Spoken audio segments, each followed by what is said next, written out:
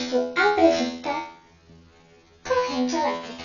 Nosso movimento é ordenado ou desordenado. Corrente elétrica é um movimento ordenado entre as cargas elétricas presentes em um condutor metálico. Essa organização de movimento acontece quando se cria um campo elétrico dentro desse condutor, fazendo com que seus elétrons livres desenvolvam um movimento ordenado. Sentido da corrente elétrica. Sentido real. Ocorre nos condutores sólidos e o movimento dos elétrons e acontece no polo negativo para o polo positivo.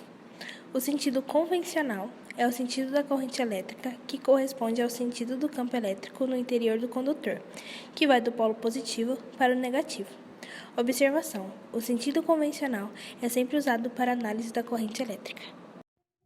Existem dois tipos de corrente elétrica, sendo uma delas a corrente alternada, que é o tipo de corrente fornecida por usinas hidrelétricas, cuja a sua intensidade e sentido varia periodicamente e são mais utilizadas em residências.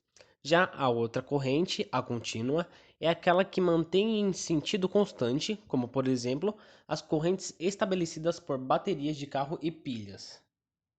Efeitos da corrente elétrica. O efeito térmico, ou Joule, acontece quando um condutor aquece em razão da colisão entre elétrons livres e átomos. O efeito luminoso acontece quando há transformação direta de energia elétrica para energia luminosa.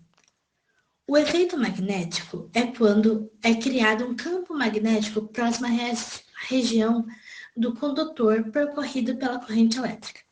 E o efeito químico é quando acontece a eletrólise, que é quando acontece uma reação químico-física que transforma energia elétrica em alguma substância química.